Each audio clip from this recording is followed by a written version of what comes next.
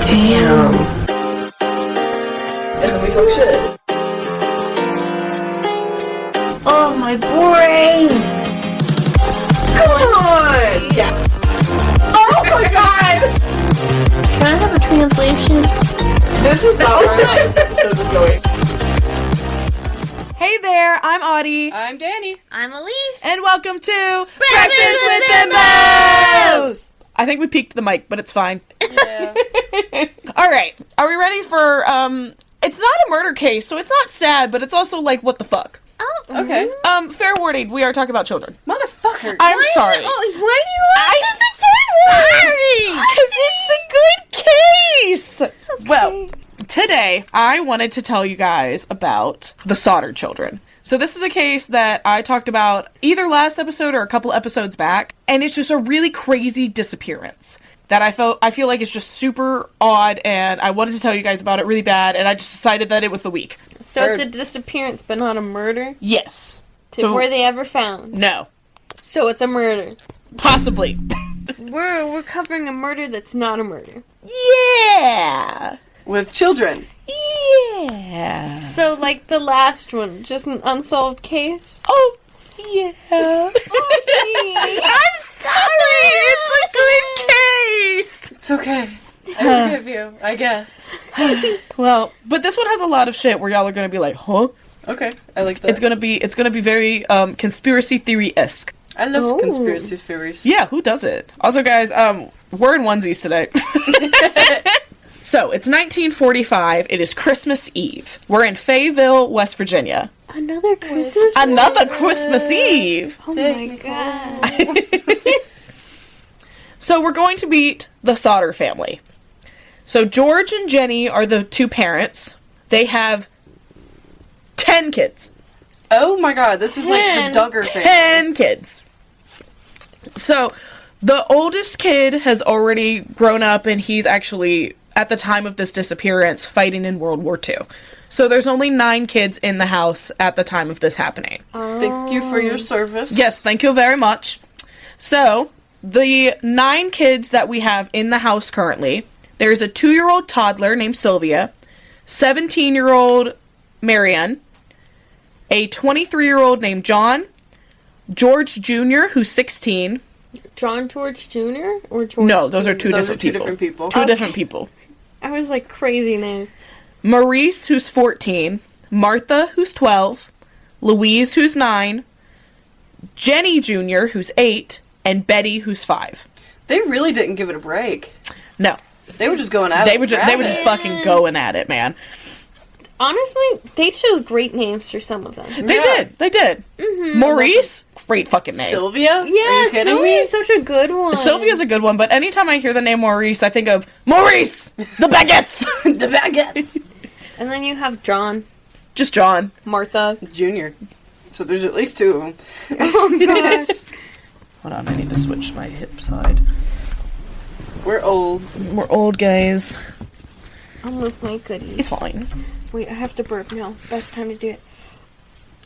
I hope it picked it up, and if it did, I will amplify it. Yes. So, like I said, it's Christmas Eve. Marianne, the 17-year-old daughter, came home from work with a couple toys for her littler siblings. And they wanted to stay up and play with them, so they asked their mom, like, please, can we just stay up and play with our toys? So Jenny, the mom, said, you know, it's fine. Normally you have to go to bed at like 10 p.m., but I'll let y'all stay up as long as the boys are up. The 2 oldest boys had already gone to bed. They had been at work with their dad all day.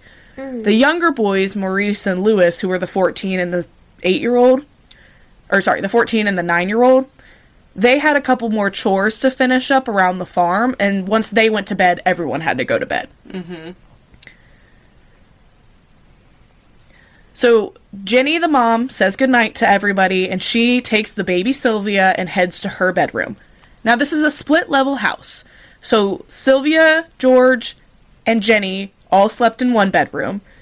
The older daughter had a bedroom on the main floor, along with the 2 older boys. The 5 youngest of the kids were in 2 separate bedrooms on the second floor. So they all shared rooms. Okay. How big was this house? I mean, it was a split level, like, this was a middle-class family for 1945. They were fine. Plus, there's 10 of them. You have to have room for Yeah. them. So, around 12 p.m., Jenny, the mom, wakes up because the phone is ringing. Odd. It's almost midnight on Christmas Eve.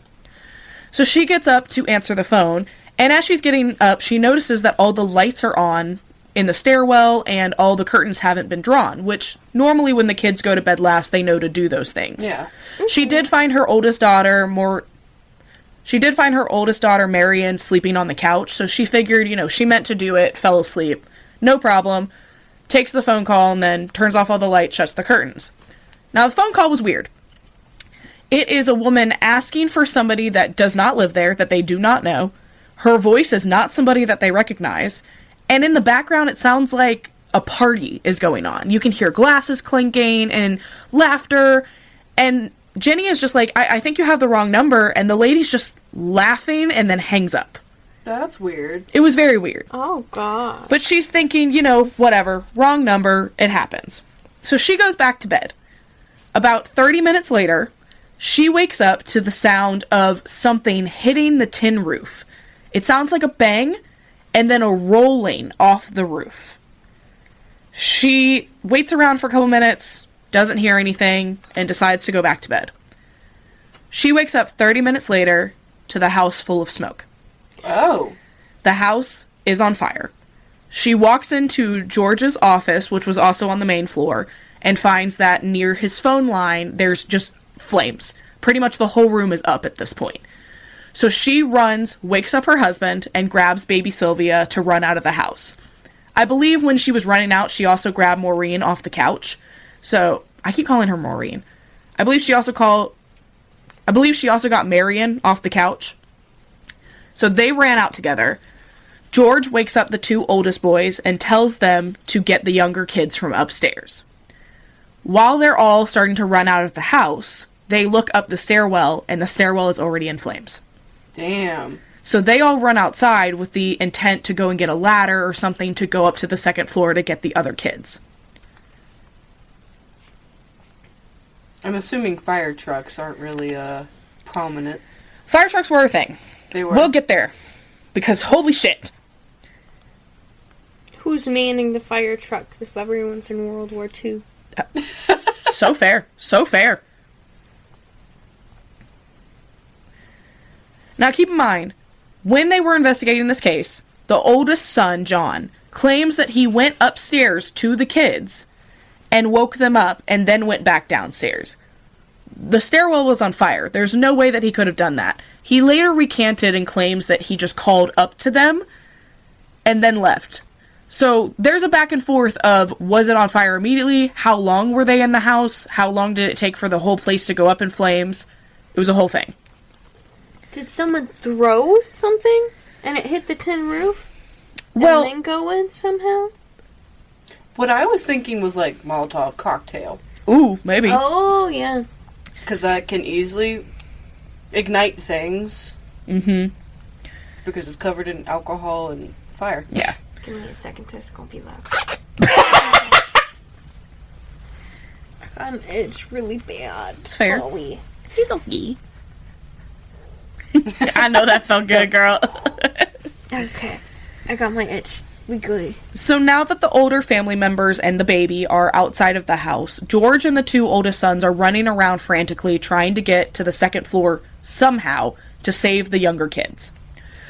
So first, obviously they tried the stairs. Like I said, they were on fire and already broken, so he can't go that way. Then they're looking around for the ladder that they normally keep outside to put up to the window. Their ladder is missing.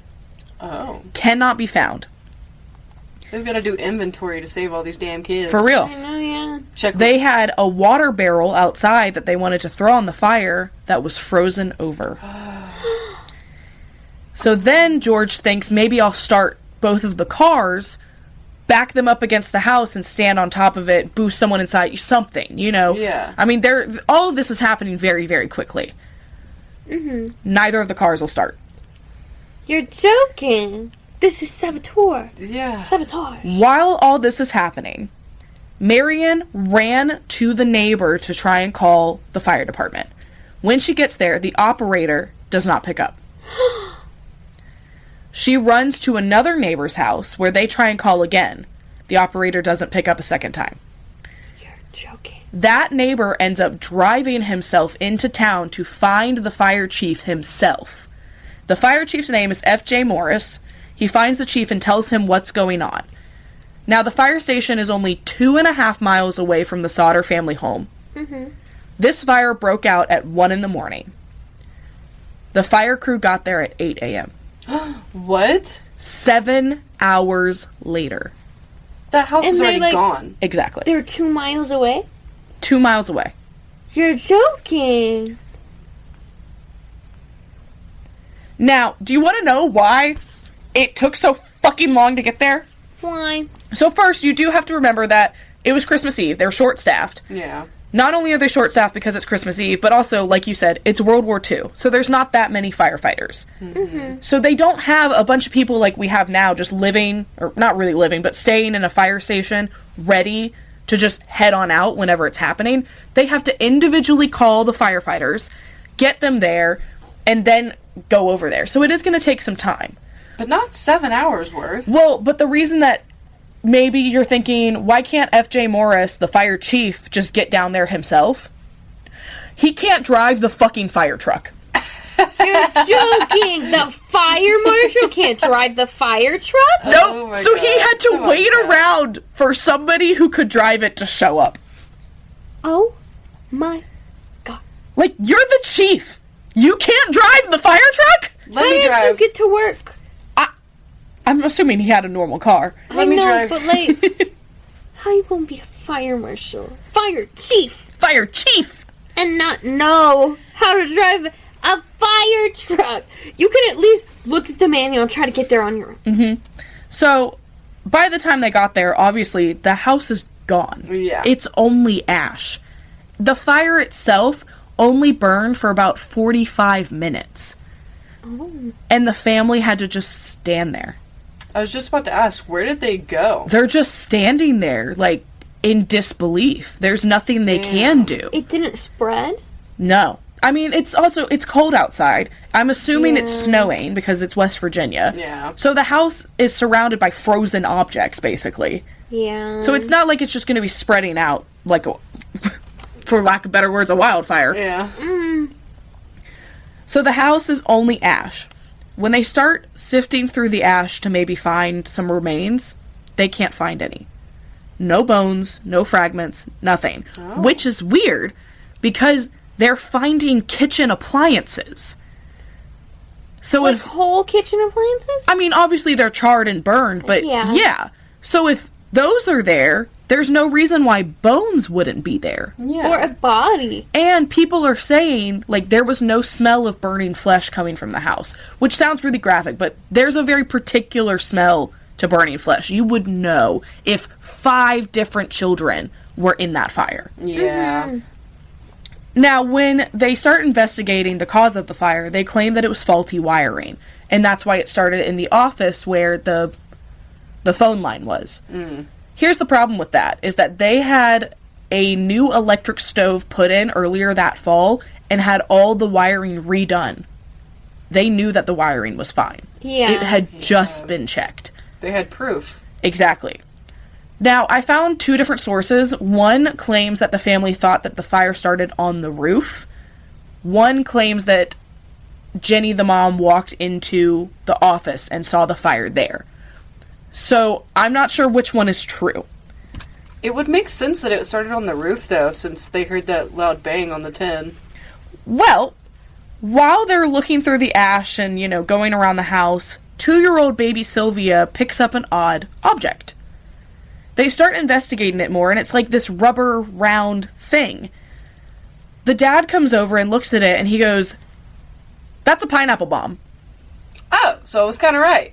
Oh my god. It just never detonated. And it's just sitting in the yard. So that's probably what Jenny heard hit the roof. Yeah. What is a pineapple bomb? You can look it up. It looks like a grenade, but it has these, like, sprigs on the top of it that I believe when it explodes, the sprigs are meant to explode with it and, like, impale somebody, basically. Oh my god. It was something that was very commonly used in World War II, so it would have been something that was around at the time. Look up that photo, girl. It's gonna pull up a photo of shots. Oh my god. Yeah. They're deadly. Yeah. It literally looks like a nail bomb. Yeah. That's crazy. So within 5 days, the coroner makes death certificates for the kids already, even though no remains have been found of the children. Oh my god. They're just assuming that the flames were so hot that the bones are even gone, that they were just cremated in the fire. That would be impossible if they're finding kitchen appliances. Exactly. Mm-hmm. Like, coroner, you should know this more than anything. Well, it was to the point that both the parents did not believe it.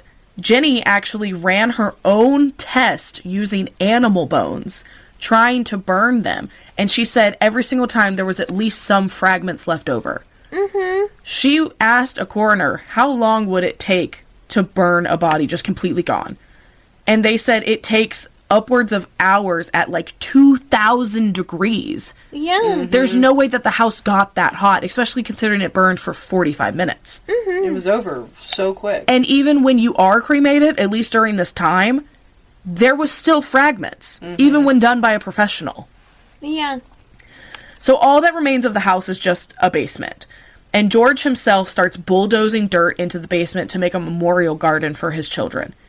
And that garden ended up staying there for like 50 years. The mom took care of it every single day until she passed away. Oh. It was, So because of all of this, there's no remains, no evidence, all the faulty wiring not really adding up. The whole family believes that these children were actually kidnapped, and the fire was set as a diversion. Absolutely. I believe that, yeah. Especially with the call. Yeah, no, that's suspicious. So, we have to go behind the reasoning, why were they kidnapped? There's got to be a reason for that, right? Mm-hmm. So, George Sodder, the dad, he had immigrated from Italy. And apparently at the time, Fayetteville, West Virginia was a big place for Italian immigrants. Mm-hmm. And there was a lot of small talk in the community about how George had no problem running his mouth about, I'm going to say this guy's name wrong and I'm sorry, but he was the governor of Italy. His name is, I believe, Mussolini. Mussolini, thank you. Oh my god, Mussolini! Yeah, so he does not like Mussolini, and he's running his mouth off to anybody that will listen about how awful of a governor that he is. Mm. And there's a lot of people that are obviously going to think different. Politics are politics. Yeah. You're going to, for lack of better words, you're going to have some fires. Yeah. Sorry. Not the giggles. And especially, like, you're not in Italy anymore. Mm-hmm. Like, you immigrated. Like... Well, also, when he immigrated, George, till the day he died, would never tell anybody why he left Italy. Oh. Oh. He wouldn't tell anybody. My boss. So, what if he was involved in shady business? Mm-hmm. He could have been. And he was like, hey, there's this boat. Let's go to America. Let's live a better life than we have. Let's get out of here, guys. And that's why he hates Mussolini so much, because the government caught him. The governor caught him. You had to say it slower. It was the conclusion figure. She said, "Caught him." I was gonna say more, and I didn't know what I was gonna say, so I was fine. "Oh." I definitely think that phone call is connected, but part of me wonders, like, since they basically got nothing out of it, if they were just calling to see if they were at home. That's a possibility. So when they were investigating these crimes, they did track down the woman that originally made the call. They claim. She claims that it really was a wrong number, that she was just having a party and, like, everyone was a little intoxicated, and that's how the phone call came about. That's too good for me. I don't believe it either. It's too close to the fire. Mm-mm. Yeah. Damn. So, another weird thing is, during the fall, a couple months before this happened, An insurance salesman had come by the house trying to sell them different insurances. And clearly they weren't going to go for it. This insurance guy got visibly angry over the fact that he wasn't going to sell them anything. And literally, the equivalent of 1945 cussed them out. Imagine trying to sell insurance and then you burn their fucking house down. You should have been like, well, maybe you should have got my insurance. Well, he said, and I quote, "Your house is going up in smoke and your children are going to be destroyed. You're going to pay for the dirty remarks you've been making about Mussolini." So he did it. But, like, it's God. a little too on the nose. For me, personally. Well, he said that beforehand, right? Yes. I don't think he did it. I think he was an accomplice. Definitely. Absolutely. Because that's too specific. Well, also, a few days before the fire, the two oldest boys were watching the younger kids get off the bus, coming back from school. Yeah. And they noticed on their street next to their house that there was a car parked with some men in it just watching the younger kids come home. Ew. Yeah, creepy. Yucky. Also, their phone line had been cut to the house. Oh. My And in order to cut that phone line, you would have to shimmy up a pole 14 feet in the air. And risk electrocuting yourself because the phone line and electrical line are right next to each other. I wonder if the fire chief was in that. Ooh! Because if they have the same fire trucks that we do now with the ladders on them. Also, remember how I said earlier that Jenny noticed that the lights were on when she woke up for the phone call? Yeah. Mm-hmm. So how could it have been faulty wiring if the lights were on? Oh, Yeah. shit. And Exactly. as the house was burning, because remember, she turned off the main lights going back to bed. Yeah. As the house was burning down, their Christmas tree was still lit up. Oh, that's so sad. It is, but Yeah. it proves that there was still electricity in the house. If it was an electrical fire, there wouldn't have been any electricity. It would have shocked everything Exactly. and turned everything off. Have you guys seen the movie, The Spy Next Door with Jackie Chan? Yeah. Shaggy Chan. Jackie Chan? Jackie Chan, my bad. I can't speak. But it's this one where he's like a spy. And, so he's a Chinese spy who's gone, not me hitting my hands, who's gone to, like, America, and he's trying to, like, live a normal life. Like, he's, like, I don't know if he's a neighbor to these, like, kids and this woman, but he's pretty much dating this woman and, like, taking care of, like, her kids while she has, like, a little getaway on vacation. But he's being targeted by, like, the Russian mob or government. So, one of the kids does something and accidentally gives them access to, like, their location. Ooh. So they find them and, like, pretty much try to take the kids, try to, like, kill him, and he ends up taking the kids and fleeing. Ooh. And it's this whole thing. And that's what that reminds me of. It does. Also, that movie reminds me of The Pacifier. And that is one of my favorite movies of all time. Have y'all ever seen that? No, I don't think Danny, so. you've never seen The Pacifier? I've heard of it, but I haven't watched We it. are having a girls' night. I've want also you. never seen it. Oh my god! I want you to imagine, fucking Vin Diesel Okay. is a Secret Service agent who is assigned to keep a certain family safe who's been targeted because their father was just killed. So it's just the mother and, like, all these kids. And these kids are high-key, like, little shitheads. And he's assigned to just, like, protect all of them. So he basically becomes, like, the babysitter as his cover. Giant fucking Vin Diesel.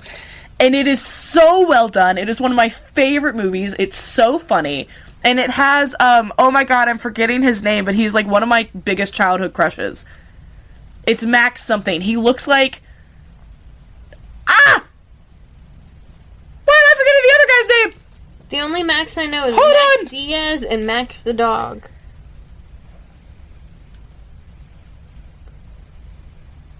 We Google. He him. looks like Jesse McCartney. I don't know what Jesse McCartney looks like. Oh, he's a beautiful man. It's, young... Oh, I'm gonna say your name wrong. Max Theriot? Hold I on. need a photo, please. Let me get young photo, because him now, still hot, but doesn't look like him. This guy. I've seen this man. Yes. I have seen this guy. His name is what? Oh, he's on SEAL Team. Oh, and he's Yeah. on Bates Motel as well. Yeah, he plays Norman Bates' brother. Yeah, that's what I know him from. He did a lot of movies when he was younger, and oh my god, I had the biggest crush on that man. I know him from Fire Country. There you go. Yeah. Because my brother was watching it, and I was like, who is that? So while they're investigating the property, He's also from Nancy Drew. you're Yeah, right, he yeah. plays Ned! Oh my god, I forgot that's where I also fell in love with that kid. God, I loved him. He played so many good roles. So while they're investigating the property, they find the ladder that had been missing thrown down an embankment 75 feet away. Okay. Okay, now that's not just a coincidence. No. Someone took their ladder. That's So- suspicious. So a couple days beforehand, a witness driving by the Sodders' house noticed this, like, just random guy on the property removing a block and tackle from a toolbox. So it's basically like the claw piece that you use to tow a car Yeah. or to take out a transmission from a car. Oh. Meaning he could have tampered with the transmissions of the vehicles, and that's why they didn't start. Yeah, which Yeah. you need those in order to drive. Absolutely. Well, this guy was investigated, and it turns out this is the guy that cut the phone line. He Oh. claims he meant to cut the electrical line, which doesn't make sense. You would be electrocuted. But thank God he didn't, because if he had cut the electrical line, the whole family would have been dead, because that phone call would have never happened to wake up Jenny. Oh. The entire shit. family would be dead right now. I mean, they are dead right now because it's so many years later. But you know what I meant. Yeah. Crazy. Mm-hmm. This is like, I feel like the whole town was in on it. Yeah. Sorry, I'm They might skipping. still be alive. No, the grandchildren are still alive. So the Okay. last remaining person from the family was Sylvia, the 2-year-old, and she actually said her earliest memory is The fire. the fire. Oh, That's her earliest so memory. sad. She says that she remembers her family grieving and all of that. She ended up passing away in her 80s. It was 2021. So her daughter, Jenny's granddaughter, has still continued to investigate this case. And we'll get there at the end, but she actually said if you have any information on the case to put it on websleuths.com. Oh, I love that. But the grandchildren are still advocating for this case. That's Aw. good. I was just saying that because, like, I know Jimmy Carter just died, and he was born in 1924.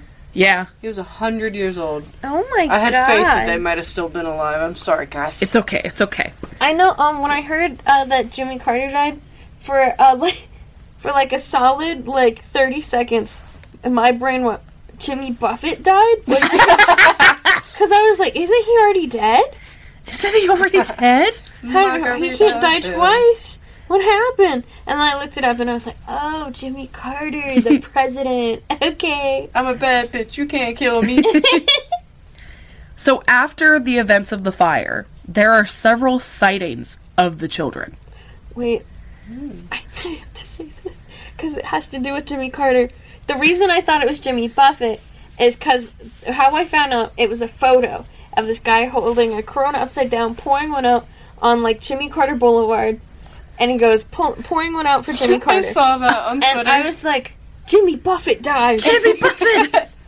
And I had to Google it, and then I was like, okay. Wrong, Jimmy. Interesting. Wrong, Jimmy! Wrong, Jimmy. So on the same night as the fire, December 24th, a witness who was just... I don't know why she was there, but she's literally watching the fucking house burn down. I don't know if she was driving by or what, but she's just standing there watching the fucking house burn. And she claims that she sees a car drive past that has all of the kids in the back of it. Oh. Girl, and you didn't say nothing? Right? The next day, a woman working at I almost said a tram stop, at a tourist stop restaurant, like in between towns. Like a Fuddruckers. Yeah, that one of them. Yeah. Truck stop restaurant. That's what I was thinking of. She's working at a truck stop restaurant. She claims that she served the kids breakfast. Oh. She said that she served them breakfast, and then they saw all of them get into a car that had Florida license plates. Oh. A couple weeks later... Did they have cameras? No. This is 1945. You're so right. They don't have ring Who were they doorbells. with? They were just with a man. That's all she knew. Was She didn't describe the man? No detail? I mean, she wasn't really paying attention. It's a waitress on Christmas Day. Yeah. You know, there's too much going on. So at a hotel in Charleston, and also you have to keep in mind, she's working at a truck stop. How many random men and faces does she see every day? Yeah. It's not something that you think about. I mean, I've thought about this before. When I'm at work, there's been a time or two that someone will be like, oh, so-and-so did this thing. Do you remember what they look like? And I don't remember. I don't know what they look like. No. I don't remember what they were wearing. I barely even looked at their face. Mm-hmm. That's how I feel at work, too. Like, I'll probably remember what booth they were sitting in, but I don't know what they look like. All I remember is, like, maybe it happening. Yeah. I remember what people look like more than names, but even then I still, like, someone could walk in and be like, oh, yeah, I'm a regular, and be like, you are? Yeah, I don't ever remember serving you at all. Yeah. Like, I've made the same drink for the same person for months, and they still walk in, and I'm like, oh, are you trying to order? Are you picking up? And she's like, oh, I'm picking up. And I'm like, okay. And I'm like, we do this dance every week. Yep. It happens to me a lot at work, too, because I work somewhere where we have to ask your name if you're part of our, like, rewards program. Mm-hmm. So I'll recognize the name after they say it, and I'll know that they come in a lot, but, like, I couldn't tell you who they were when they walk in. Yeah, no. Mm-hmm. So a week or two later, at a hotel in Charleston, which is only a few towns over from Fayetteville, a maid claims to see the kids at this hotel. This is her statement. The kids were accompanied by 2 women and 2 men, all of Italian descent. I do not remember the exact date, but I tried to talk to the children in a friendly manner, but the men appeared hostile and refused to allow me to talk to them. I sensed that I was being frozen out, so I said nothing more. They left early the next morning. Okay. So, I'm thinking mob ties. Maybe, like, he ran with the mob in Italy, and, like, he wanted out of that life, so he left. Yeah, maybe. That would make sense. And they went, if you want out of this, we take your kids. Yeah. But, like, two women, 2 men? Mm-hmm. 2 Maybe, women, like, 2 men. I wonder if they're accounting for the older kids that were there and saying that they're women and men or whatever. They could have been. My thoughts were that one person can't keep 5 kids. No, Yeah. definitely So they not. basically had a person per kid. Yeah. And I'm also thinking, 2 women for the girls, 2 men for the boys. That makes sense. Yeah. Because the girls were, the 3 of them were 12, 8, and 5. So the 2 girls were the youngest, while the boys were 14 and 9. So you would have needed a person per person for each boy. Especially the 14-year-old. He would have been a bit stronger. Yeah. They would probably also need someone to kind of keep the kids in line. Exactly. Because, Yeah. like, if they had a problem, then they needed somebody to be like, hey, you can't do that. Exactly. For their safety. Exactly. Yeah, and I'm thinking, like, what if it's, like, family ties or something? Like, because it's just him, his wife, and the kids that, like, immigrated. Mm-hmm. Yeah. What about, like, their parents? Or something like that. So it could be, like, family ties or something. Yeah. I mean, because we don't know anything about George. He wouldn't tell us why he left the country. Which is why. Mm-hmm. Why wouldn't you say? Especially after your kids are kidnapped. I know, yeah. You would think that every little detail would count. Mm-hmm. Mm-hmm. So a few weeks later, George sees a photo of some school kids, like, in a New York newspaper. And one of the kids looks like 5-year-old Betty. And I will give George this. Every single little tip, every little thing that he thought could have been them.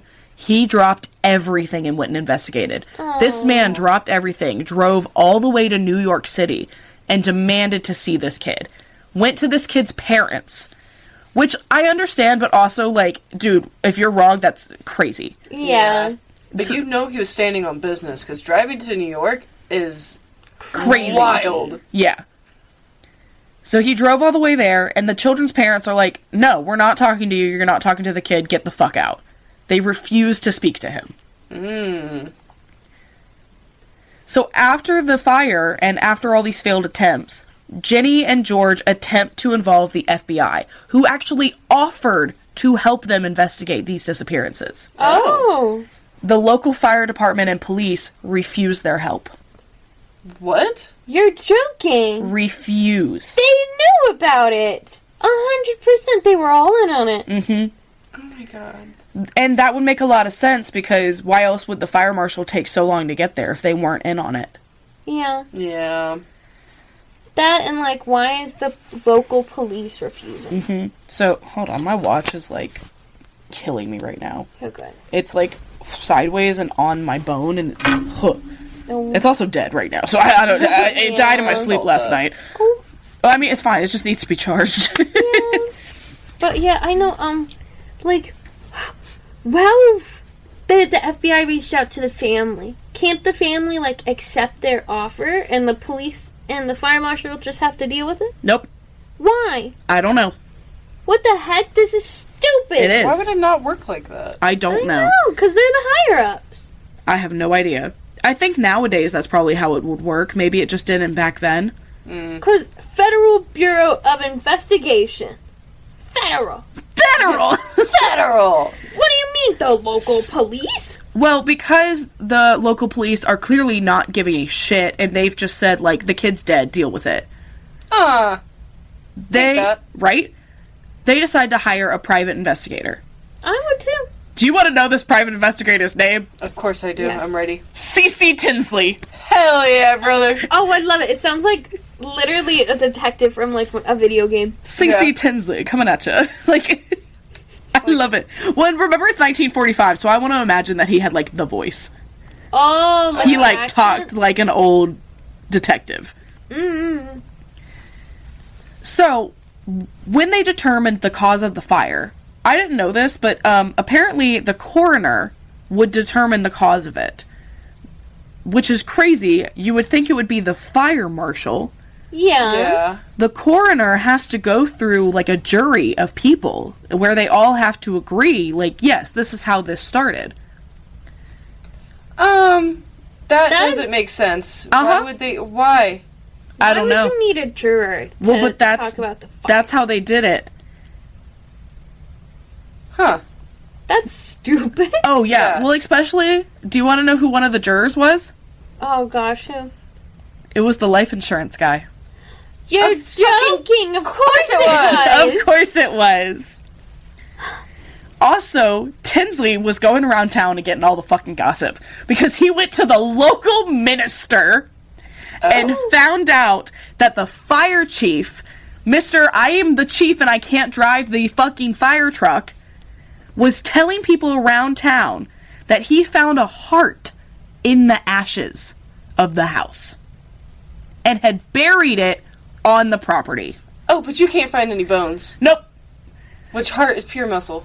He claims that he hid it in a dynamite box and, like, buried it in the basement ashes when the parents weren't there. Why would you do that? That's not your kid! Well, also, this guy was just full of fucking shit and a crazy mofo because obviously C.C. Tinsley said, I'm gonna find that bitch. He finds the box and it's a beef liver Oh my god. This idiot! that had you never been in a find? fire. He buried some random beef liver Yeah. to be Oh, like, God. oh, look at me, I'm doing something good. Yep. Yes, he fucking did. Dude, get over yourself. I think, honestly, he was hoping that years later they would find it and, like, not be able to identify it somehow. Yeah. Because remember, DNA didn't exist. Yeah. It wasn't a thing. Is this man still alive? Who? Police chief. Oh, probably not. Dude, I'll see him when I die. No, you won't. He'll be down. You'll be up. I can visit. I'm my in God. purgatory. I take a trip. I take a trip. Day trip. to beat him up. Let's go.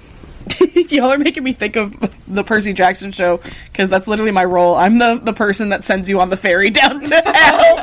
I'm like, do you have money for me? Let's go. I need a train ticket, please. Literally, one of my lines is like, well, normally I just charge someone's credit card or I add it to your last cable bill. But children don't come prepared. That's what I say. So, August 1949. This is when the Sodder family hires a pathologist named Oscar Hunter to look at the dirt that was left in the basement of the house that's mixed in with, like, all the ash of the house. He finds 4 shards of human vertebrae. Oh. So these vertebrae are taken to the Smithsonian to be investigated. And the coroner there says that they are from someone that's at least 16 to 23 years old. So they don't believe it's any of the kids because the oldest kid was 14. Yeah. They said it could have been possible, but not likely. Also, these bones had not been exposed to fire. So they were planted. They were planted, or they were in the dirt that George Sodder used to fill in the basement.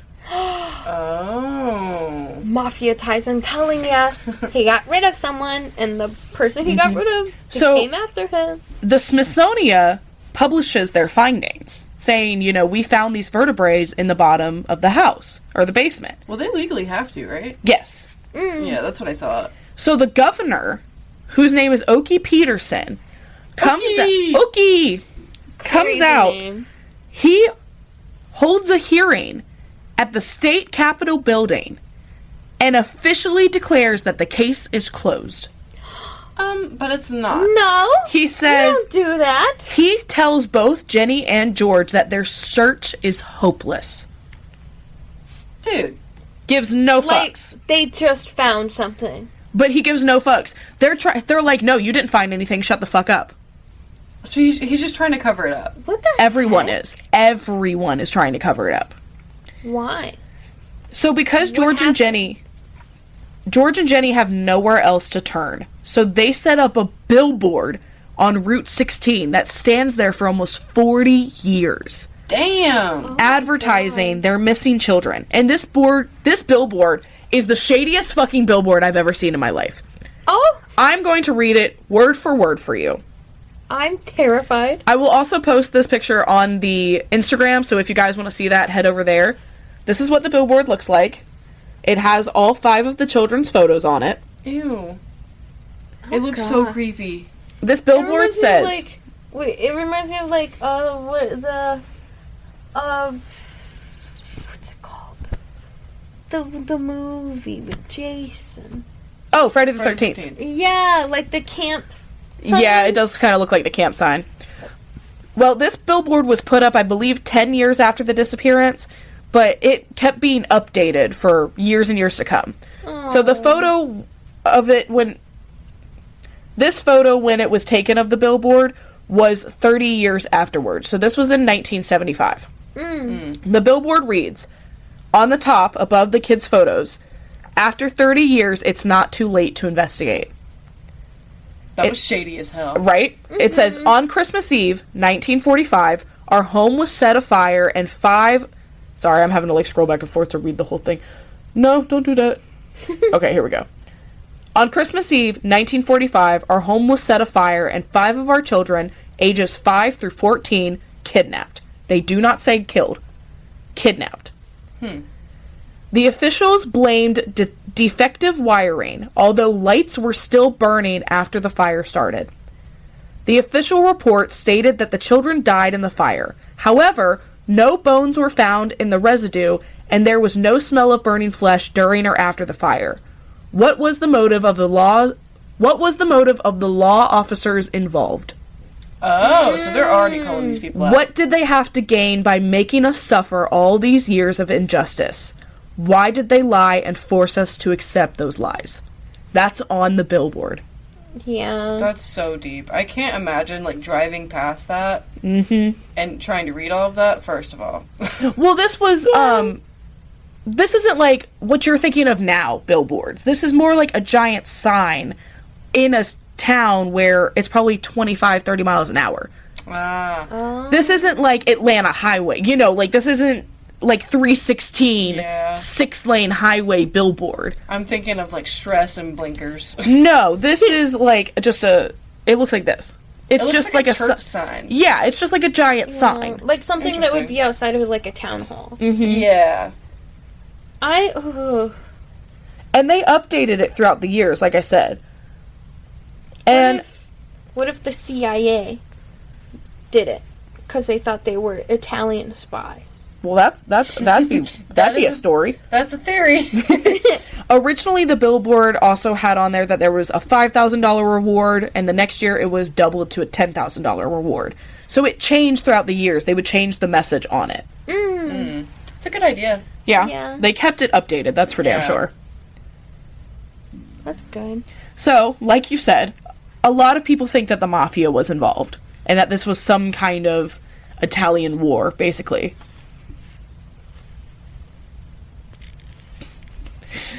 Tweaks!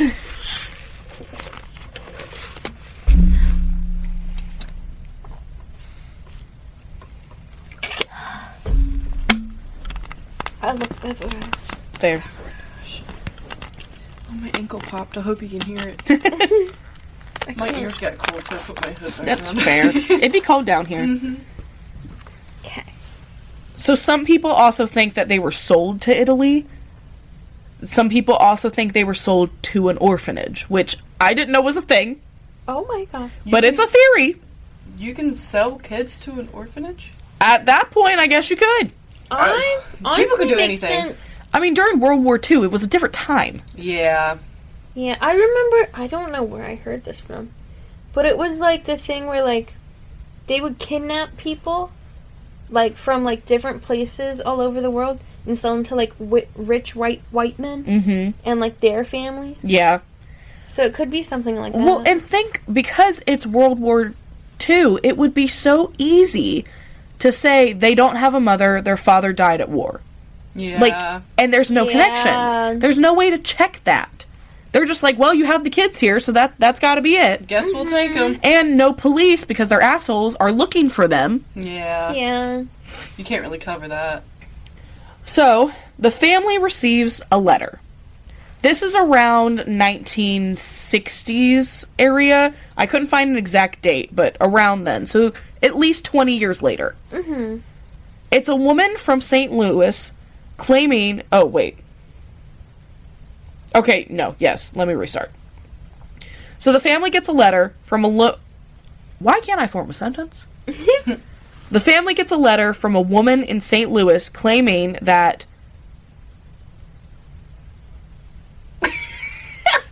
Yes. No, I was double checking. Claiming that Martha, the 12-year-old kid, Okay.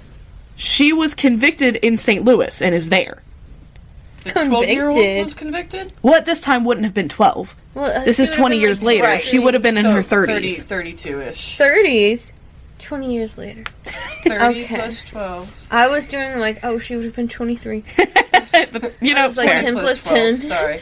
There's another person that, for whatever reason, claims, more than likely because of the Florida plates at that little tourist trap, that the kids are in Florida with some of Jenny's distant relatives. Interesting. Huh. Yep. And keep in mind, George investigates all of these tips. He goes to Florida, he goes to this lady in St. Louis, everything, cannot come up with a single thing. So it's 1968, 23 years after the fire. Another letter arrives at the Sodder family home. And remember, they didn't rebuild the house on the property. Like, they ended up moving. It was a whole thing. They kept that property as a memorial for the kids. I was just about to ask if they moved back in, because No. how are they getting these letters and stuff? No, they moved somewhere else. It's never disclosed where they moved to, but they were not there. Okay. But a letter comes in the mail specifically addressed to Jenny the mom. Not the whole family, which was normally how letters were addressed Yeah. back then. There was no return address, and the post was marked from Kentucky. All that was inside was a photograph of a man in his mid-20s. This man, she believes, is her son Lewis, who was 9 years old at the time of the fire. Oh, wow. So at this time would have been in his 30s. That was an interesting noise. Leave my noises alone. I heard it and I was like, ooh. It sounded like a dragon. So on the back of the photo is a handwritten note. You know how they used to do in the olden days where they would write on the back of photo, like, Christy and Ann at the pool, 19 whatever. Mm-hmm. Same I still thing. do that.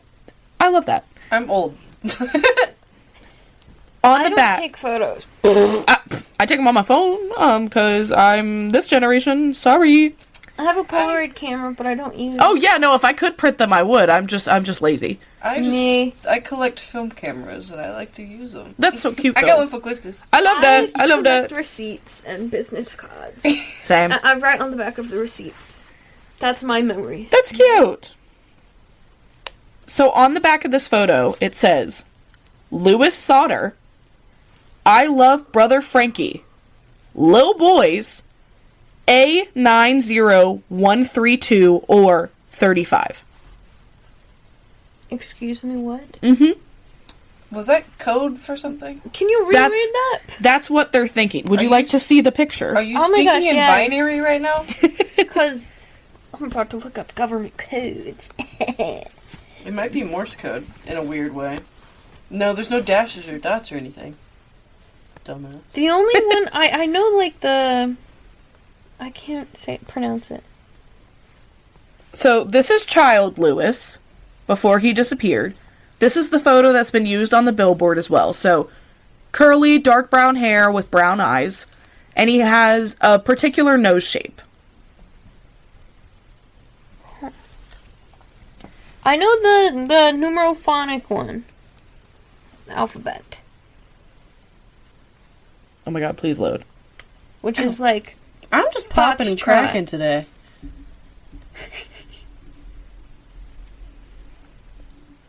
It's a little grainy, but this is the photo that was sent to Jenny in the mail. Yeah. oh yeah. Their noses are the exact same. That's the Can same you zoom in fucking a little person. bit? Yeah. This is the same man. Their eyes are the same too. That's the same fucking person. Oh. If you want to see this photo, either head over to our Instagram or Google it yourself. I'll post it on the Twitter as well. If you're Twitter fiends.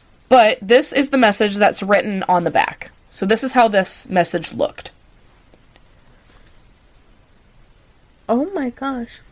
What? A90, 13.2, or 35? 13-2. Mm-hmm. Or 35?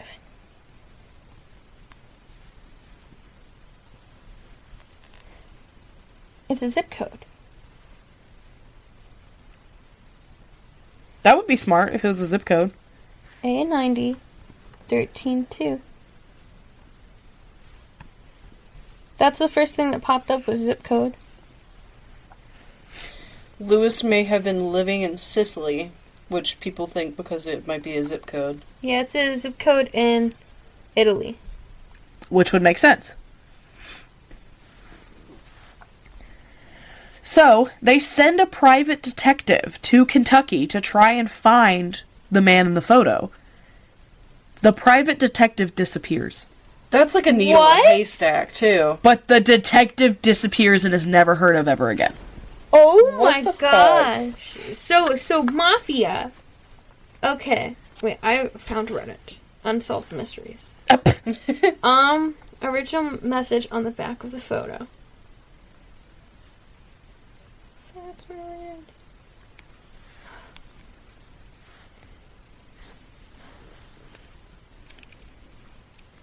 Oh, this says that a late-night bus driver reported seeing balls of fire being tossed onto the roof of the Sodder home. What? So Oh a bus my driver God. saw it. Holy shit! There was witnesses. Holy fuck! It's just the way that everyone in town was somehow, like, bought out to not Yeah. say shit. Yeah. Wait, when was the letter sent? I want to say... Oh, hold on. The letter was sent 1968. Okay.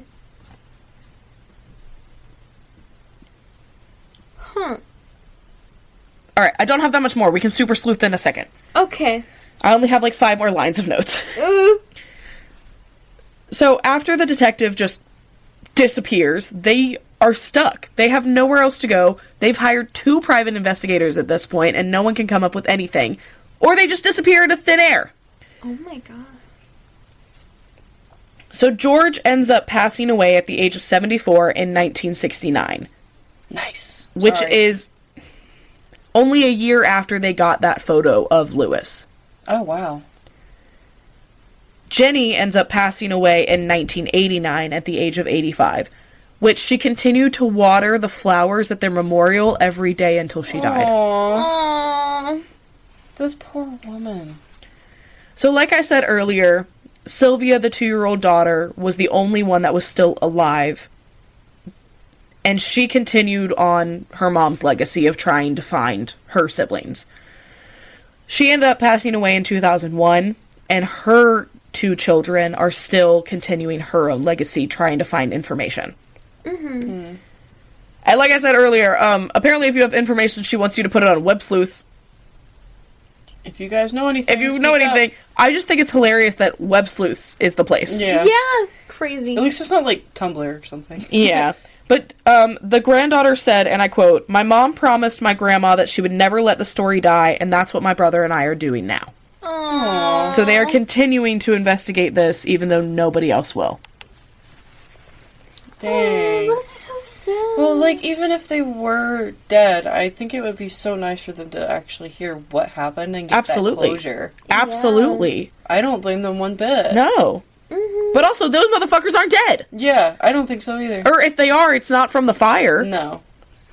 They were definitely living out somewhere.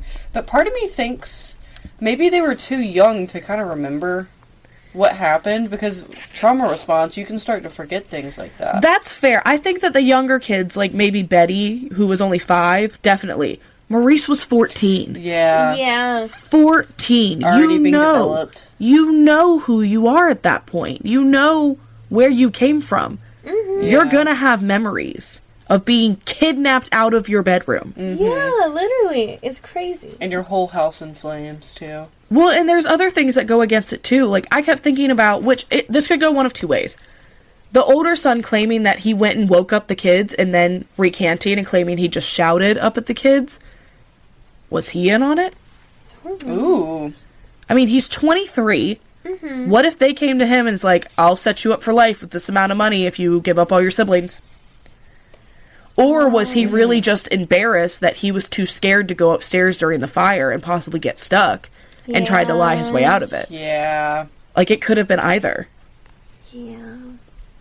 I think the lying part may be more likely. Yeah. Yeah. Because, like, especially in that time frame, like, all these people's dads are going to war, and you have to look up to these people, and you don't want to be seen as weak. Yeah. You're supposed to be the man of the house. Yeah. Mhm. But that is all the information that we have about the Sodder family. Mm. Well, that sucks. Yep. Basically, everyone was paid to keep their damn mouth shut, and nothing was ever said about it ever again. That's awful. How do you keep that quiet?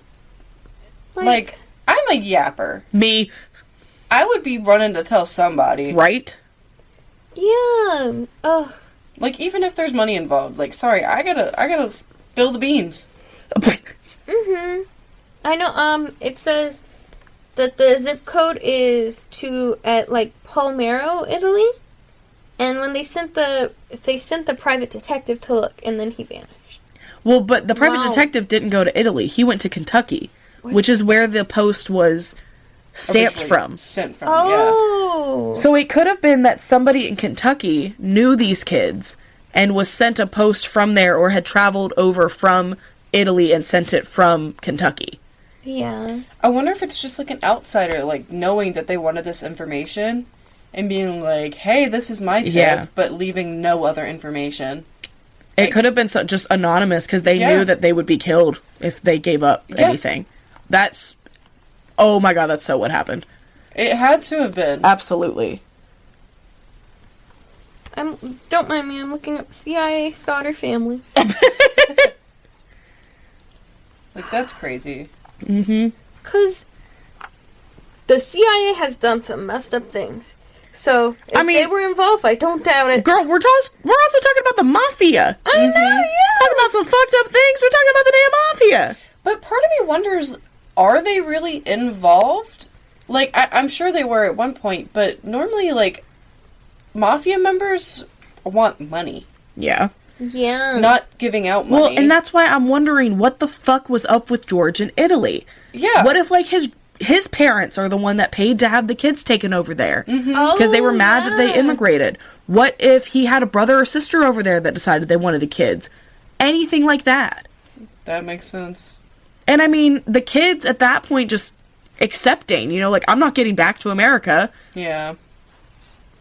But it's, one of their biggest shticks is, like, them making a profit. You know? Oh, I mean, they could have paid him off. Because we don't know anything. What if his grandparents were, like, rich as fuck? Yeah. And said, I'm going to pay you this amount of money if you bring my grandkids back over here. Oh, yeah. And then they just decided to spice it up with a little house fire. Just throw that into the mix. Yeah. It'll be fun. A little cover up. Yeah. Be like, we don't want you. Oh my god, what do I do? Hope. Oh.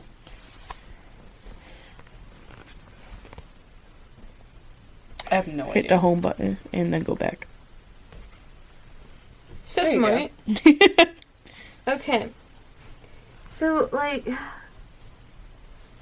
it reminds me of a bunch of different things. Specifically, like, all involving the CIA. Like, the...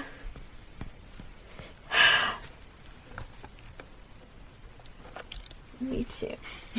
Like, how, like, the CIA went to... Was it Cuba? Oh, girl, I don't know. Okay, wait. Because I know that Chiquita is that banana company. Huh? Oh, I know what you're talking about. The one with the yellow and green label, I think. Yeah. Oh. Like, Oh. committed a bunch of crimes Yeah. back by the CIA. Crazy. We gotta cover that one day. What? Anyway. That's gonna be one of those episodes where y'all take notes and y'all bring it in. But there's one... Where, like, the CIA has done the craziest, and this is the craziest one I can think of, is where they pretended to be vampires to take over Cuba. Shut the fuck up. Shut the fuck up. Let me... Oh my god, you just reminded me of a case that I covered once on my old podcast, and I'm gonna have to bring it here one day. I think it's called The Lesbian Vampire Killers. Yeah, why I know haven't that we covered movie. this yet? I'll bring her soon, don't worry. Please. How the CIA used vampires to fight communism in the Philippines. It was the Philippines, not Cuba. Cuba is a different one. Okay. What did the CIA do to Cuba? That on your search engine's gonna be wild. They're gonna be like, if you need help, Right? call this number. What did they do to Cuba? Not the... Yeah! Operation Mongoose. Operation Mongoose. I'm pretty sure this is the one. This is where they, like... They basically assassinated every single person who ran for president who they didn't like. Holy shit. So that they could take control of the oil companies and pretty much the entirety of Cuba. Damn. I honestly think we should bring that tradition back. You know? Oh, God. But yeah, another day. Another day. Another day. That's wild. But yeah, we don't know anything. That's where that ends. Children were stolen and nobody gave a fuck. Should have used an Amber Alert. Not the callback to last week. Mm-hmm. I don't think it would have been around by then. No, it wasn't, No. but not the point. The point is comedy, because we had to have something funny in here. I know. Ugh. It's already over? Yeah, that's it. That's all we know. Yeah. Why? Why? I don't know. Ask the government, I guess. Ask fucking FJ Morris, the stupid fire chief. Ugh. That's George and Ginny and all them damn kids that they had and had no business having. He said, y'all need population control. Yeah. Why did he have so many kids? Why do they want so many kids? Who wants that many kids? I mean, that was more common in the 40s. There was nothing else to do. I mean, not that many, but... Honestly, you're so right. Well, and they had... My grandma has 13, so... Oh. Well, okay, 10 of them aren't really hers, so... Oh, okay. No, these were... from other women. But I don't know. I actually don't know that much about my family. I know it's crazy. He had a bunch of wives. Before my grandma. I love my grandma. She's great. Anyway, moving on. I don't know how many. Like,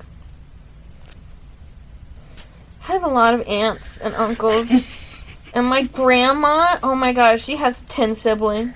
Jesus I'm like, Christ. And I mean, back then, like, they had a farm, and they were middle class for the time. So, I mean, yeah. you're gonna have a lot of kids. There's nothing else to do out there. Mm-hmm. Here's the thing. I feel like when people have a bunch of kids like that, it's because they want them to put them to work. Oh, I mean, yeah, that was definitely a thing. I was like, no. I don't know. Like, the two older boys were working on the farm. I know, yeah. The 2 older boys were working for the dad. Yeah. The 2 youngest boys, who are 14 and 9, are working on the farm. Oh, damn, got that one wrong. And definitely the little girls did all the cooking, cleaning, kitchen stuff. Oh, yeah, absolutely. Definitely. So, like, poor kids. Poor kid. Just that poor family. Like, this is another one that when I die, I'm gonna run up to the Sodder children and be like, what the fuck happened to y'all? I need to Please? Mm-hmm. Like, fuck time machines for anything good. I want to go back and be like, what happened to y'all bitches? Mm-hmm. Mm-hmm. Well, that's the story of the Sodder children. Hated that one. Mm-hmm. This is unfair. I've always been... Here's my thing. So, the house goes up in flames at 1 in the morning. The oldest daughter is asleep on the couch, and the mom woke up at 12 to go downstairs, seeing that they're on the couch. At 10 p.m. is when she left all the kids. Mm-hmm. That is a very small window for all of the kids to just, like... Vanish, yeah. Yeah. Which, I'm like, did the daughter fall asleep and then the kids vanish? Did the daughter see it? What happened? Why was she on the couch? Mm-hmm. Maybe... I was gonna say it was Christmas Eve, so maybe she was like trying to set up the gifts and stuff for the younger kids. I don't know. It's just odd to me because it sounds like the kids never went upstairs. You know, like they never went to their bedrooms. Yeah. More than likely they were downstairs and something happened. The only thing I can think of, which doesn't make sense. Did they leave the oldest because they couldn't grab her? Oh, that Like I didn't think about that. But then wouldn't she say something? And not just go to sleep? Because here's the thing. If she wasn't on the couch, then my theory would make sense. My theory is that the boys were outside still taking care of the animals. Someone grabbed them there. They yelled. Only the people that were awake heard it. So the other kids went outside and got kidnapped too. Mm-hmm. And then everything was set on fire. But it doesn't make sense with the oldest daughter being down there. Yeah. Yeah. Like, if anything, if she was awake and heard it, she would have woken somebody up. So I can only think of maybe she fell asleep and the kids, for whatever reason, still went out there. I don't know. It's weird. Yeah, it's... Well, maybe... I think that does make sense, but maybe the kids were kind of going out for a little bit later because their mom did say that they can stay up since it was Christmas Eve. But that still doesn't make sense. Mm-hmm. Like, if she wasn't on the couch, the timing I could of that get is it. Odd. Exactly. It was such a short time frame to do all of that. Yeah. And to know that you could do all of that. Mm-hmm. Because they didn't know that the kids weren't going to be in their bedrooms. Mm-hmm. They didn't know that Marion was coming home with extra toys. Yeah. So they were figuring the kids would be asleep upstairs. Especially it being Christmas Eve, you would Exactly. think that you'd send all the kids to So sleep a little bit did earlier. you plan to kidnap them? Did you plan to kill the whole family? Like, what happened? Mm-hmm. It's almost like they pulled up to kill the whole family, and some of the kids heard and went outside and just said, fuck it, we're taking y'all. Like, Yeah. what happened? How did they pull it off? Like, it makes no sense. It really doesn't. And if you're kidnapped, if the kids did get to their bedrooms, Then you're kidnapping kids from inside. How are you doing that with nobody noticing? Especially since one kid is already on the couch. One kid's already on the couch, and you're going upstairs. This is a Multiple 1945 home. This is not carpeted stairwells. No. Yeah, it's creaky floorboards. Creaky floorboards that more than likely the bedrooms are above the parents. Yeah. How are you not hearing that? Yeah, especially, like, when you think about the fact that the mom seems to be a light sleeper. Yes. Yeah. Woke up for the phone call, the thing hitting the roof, the fire. Mm-hmm. Well, and remember, there's a 2-year-old baby, too, so she's, like, extra on her toes. on her yeah. toes. So she would have heard anything. It makes no sense. Yeah, no, Yeah. this isn't. I wonder, can I find, like, a layout of the house? Is that a thing? Ooh, Maybe. ooh. There has to be. Right? I would assume. Because I'm just curious. Because I have something, like, in my brain, but I don't know if it's true. Oh my god, there's a layout of the house. Do you want to pull it up on the tablet? Oh, they had a garage? No, wait, no. Ooh. Oh, no, that's just, like, a random house plan. I just got excited because it was the first one that came up on Google. What's the family's name again? Sodder.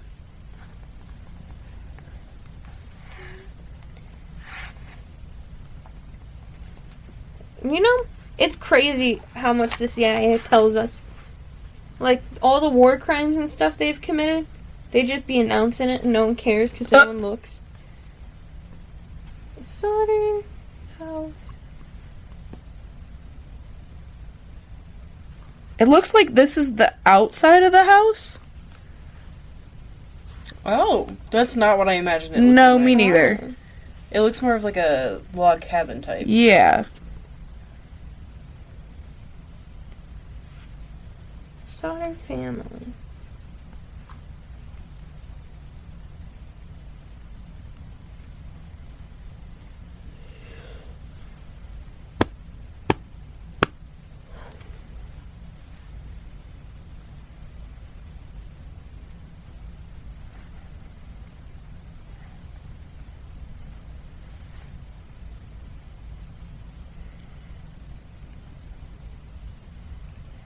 Some people are saying that since there was rumors of mafia activity already happening in the area, they were caught up in something that they didn't know about. Oh, that could be true. Yeah. But part of me thinks just because he came from Italy, like, the mafia is definitely adamant there. Yeah. Or like he Yeah. knew something. And even if he didn't say anything, it still happened. Yeah. I'm just so curious. Like, there's no photos of the house before it happened or anything. Yeah. So I'm just really curious about what the layout was. Because in my brain, it's like a front door and right there is the couch that Marion's sleeping on. Yeah. But for all I know, the couch she's sleeping on could have been in the back of the house. And the stairwell could have been the first thing when you walk in, you know? Yeah. Like, we just don't know because we Where have no it's idea like what the layout A is. situation where you walk in, it's the stairway up, and then it's like the living room. Yeah. Which would make more sense. Or just anything like that, you know? They were so well off, we don't know. Did they have 2 living rooms? Was there, like, a weird area where the couch was? Like, what did it look like? I want more information. Somebody had a theory about the kids starting the fire. Oh. Because something bad might have happened with their parents.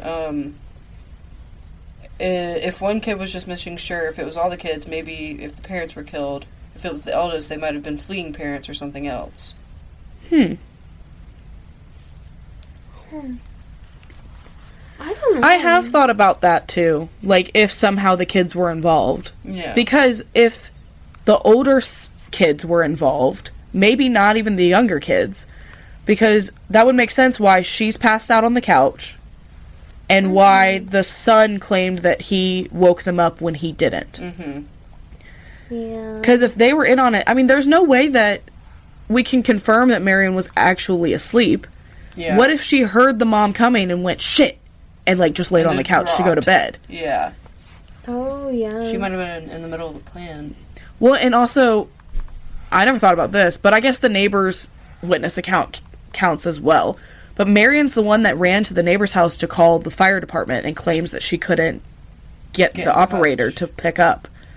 What if she didn't call? Oh. because I don't know if she went to the neighbor and then the neighbor tried to call. I don't know if they just let her in, and, like, I don't know if they're standing next to her. We just don't know. Because no one fucking investigated this case. Yeah. That's stupid. Mm-hmm. Like, I understand that they were doing as much as they can with the evidence that they have. But it's not enough. No. It's not enough. And paying everyone hush money. Mm-hmm. No. I think this is going to be one of those cases tonight we're all just going to stay up and, like, read about, and maybe next episode we'll be like, guys, we found out this. We found out these things. Listen to this shit. Well, thank you so much for hanging out with us. This episode was crazy. Mm-hmm. But true crime often is. End of sentence. End of sentence. If you enjoyed this episode, make sure you check back with us every single week. We post new episodes every single Monday, so you can join the true crime slumber party of your dreams. We also have a YouTube channel now. We have Instagram. We have Twitter or X or whatever the fuck you want to call it. And we have TikTok. Check the description for all of the different links. The description mouth sound. I forgot how to words for a minute. My brain was buffering. Well, with that being said, I'm Audie. I'm Danny. I'm Elise. And thank you for watching Breakfast. Watching? I'm dumb. You showed me the stupid sticker and my brain didn't know what to do. I thought it was green. If blue. if anyone's wondering, the sticker I'm showing is "Don't mess with." How do you say? Oh, girl, don't ask me. It's the banana brand. Oh yeah, it's the one from earlier. This might be really loud. No. Okay. Chiquita. Chiquita. Chiquita. Which translates to little girl. That's gross. Chiquita bananas. Little girl bananas. Yeah, CIA funded coups and Colombian hit squads. Okay. Okay, Anyways. this has been Breakfast with Bimbos!